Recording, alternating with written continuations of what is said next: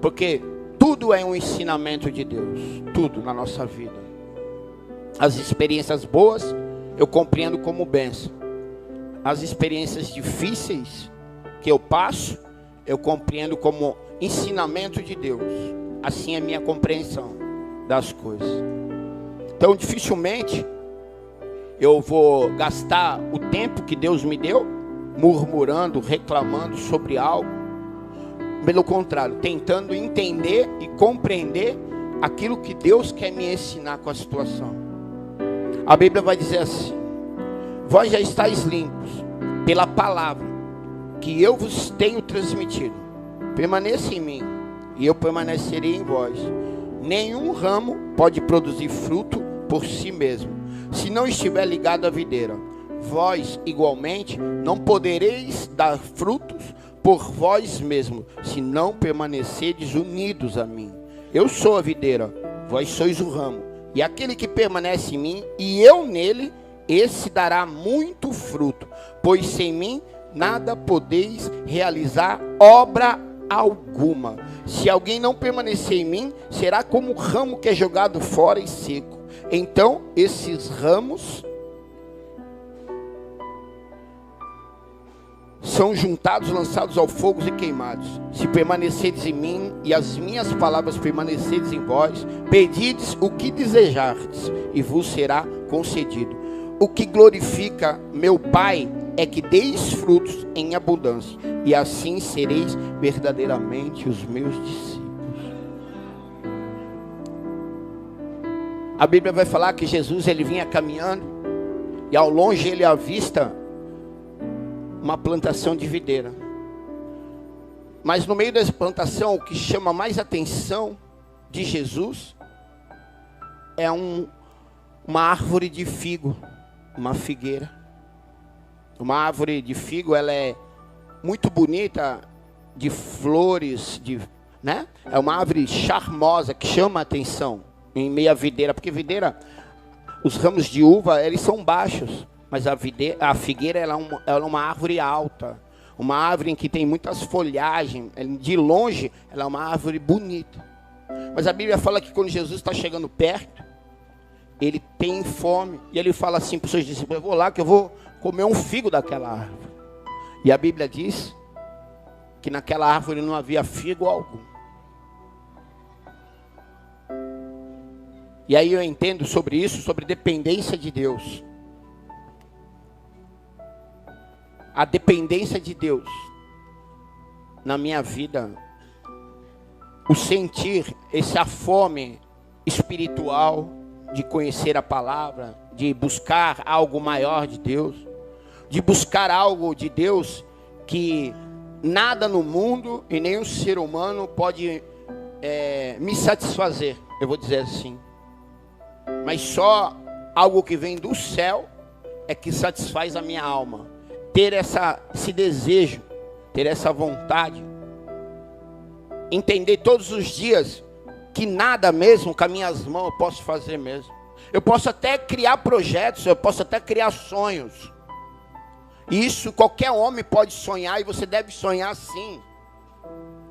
Qualquer homem tem planos, vontades, desejos, mas entendendo, como discípulo de Cristo, que os meus sonhos não são os sonhos de Deus, que as minhas vontades não são as vontades de Deus. Entendendo que o meu sonho tem que ser o sonho de Deus, ou o sonho de Deus tem que ser assim o meu sonho. Entendendo que a vontade de Deus, ela tem que estar no centro da minha vontade. Entendendo que eu até tenho vontade, mas nem sempre a minha vontade vai me levar para o centro da vontade de Deus. Que por muitas vezes as minhas vontades, elas me enganaram, me levando para lugares sórdidos. Lugares que me levaram às minhas maiores decepções, às minhas maiores frustrações, porque era apenas a minha vontade. Não tinha a vontade de Deus, o centro da vontade de Deus na minha vontade. E eu entendo também que vontade dá e passa.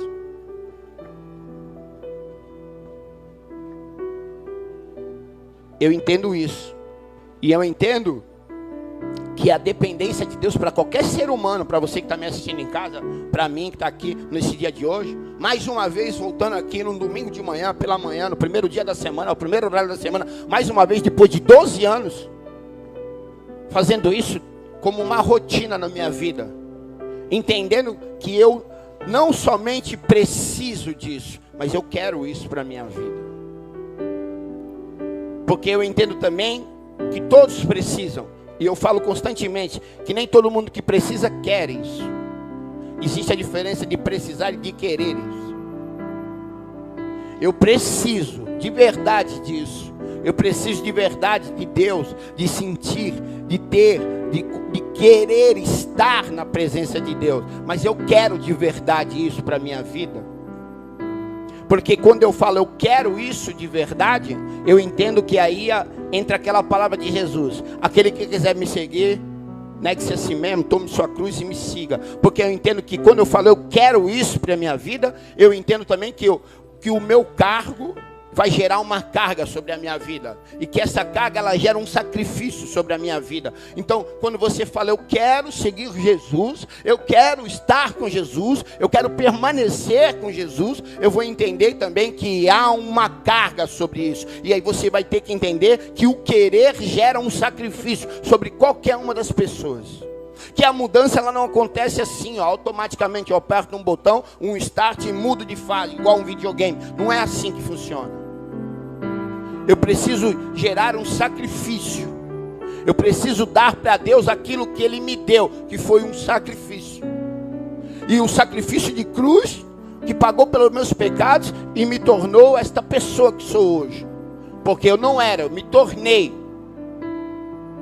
Então houve um sacrifício de cruz, a Bíblia vai falar. Então agora também eu vou entender que para mim mudar, que para mim me transformar, para que o milagre na minha vida aconteça, tem que ser gerado também um sacrifício. Entendeu? A Bíblia também vai nos dizer que o céu é ganhado à força. Você entendeu? Não é só vindo no culto no domingo de manhã, escutando o pastor falar, escutando a palavra do pregador, os louvores bonitos que mexem com as minhas emoções. Não é somente isso. Eu preciso fazer com que a palavra ela seja viva e eficaz na minha vida. Eu preciso fazer que essas palavras elas tornem-se vidas.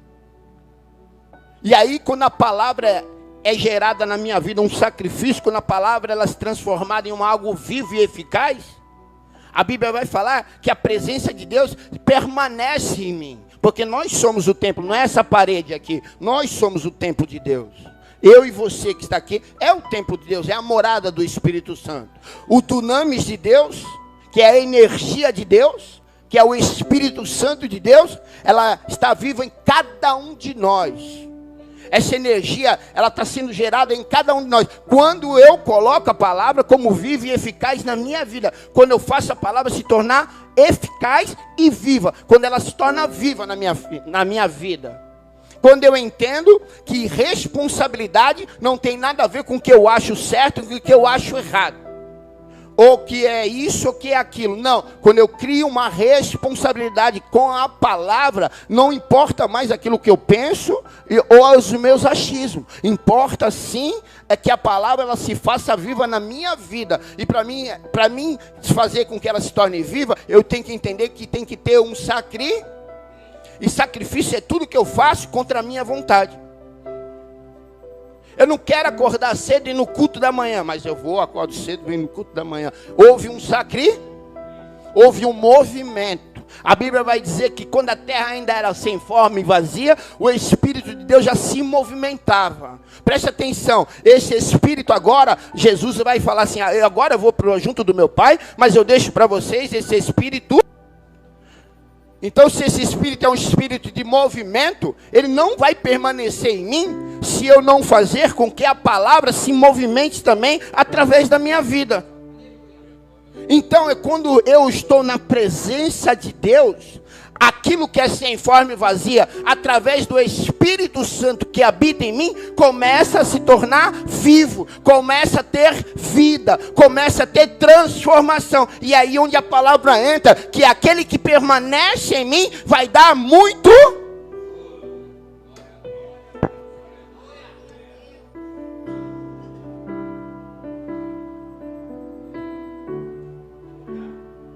Você entende como que funciona? Eu vim a João, agora estou indo em Gênesis, mas estou dois para você entender que é exatamente assim que funciona a palavra.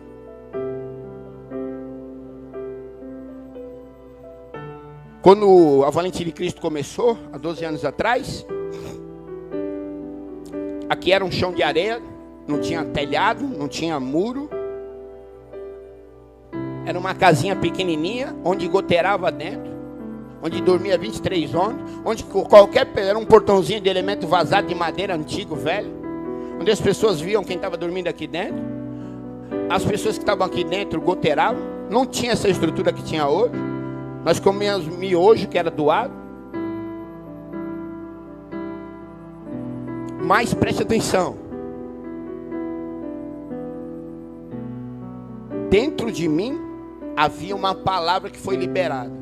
Dentro de mim havia o Espírito Santo que estava se movimentando. A minha terra era sem forma aí, mas o Espírito... O plano era meu, a vontade era minha, a Valente de Cristo era minha vontade, era meu plano, a vontade de Deus. A minha vontade no centro da vontade de Deus, através do movimento do Espírito Santo, fazendo assim aquilo que é sem forma e vazio, dar muito. Você entende que não é eu? Você entende que tudo na tua vida que vai te acontecer é Deus? Depende da tua atitude. Fala para o teu irmão, tudo depende da tua atitude. Foi fácil para mim? É fácil para mim até hoje? Porque também tem um problema. Fala, tem um problema. Toda vez que eu adquiro uma responsabilidade, a minha responsabilidade ela vai dobrar. Porque depois de uma responsabilidade vem a segunda responsabilidade. E aí quando eu adquiro a segunda responsabilidade, vem a terceira responsabilidade. Aí a Bíblia vai dizer que quanto mais é confiado, quanto mais é confiado, mais é. Justamente por causa disso. E é exatamente isso. Hoje é um culto de domingo, culto da família. Que você venha entender a importância da dependência de Deus. O quanto é importante estar na presença de Deus. O quanto é importante buscar a Deus. O quanto é importante você ler a palavra. O quanto é importante você jejuar. O quanto é importante você subir no monte, orar. O quanto é importante esse relacionamento. Porque ninguém tem estoque de azeite. O azeite acaba. Toda vez que você acender a lamparina, ele vai diminuindo o teu estoque. Ninguém tem estoque de Deus. Eu tenho que estar constantemente buscando. Por isso que a Bíblia vai dizer assim, sejam firmes e... Quantas vezes queremos resolver a nossa vida e os nossos problemas com as nossas forças, com a nossa vontade e com aquilo que achamos de ser certo. Mas toda vez que fazemos isso, geramos frustrações sobre a nossa vida. Porque as nossas vontades nos levaram aos nossos piores pecados.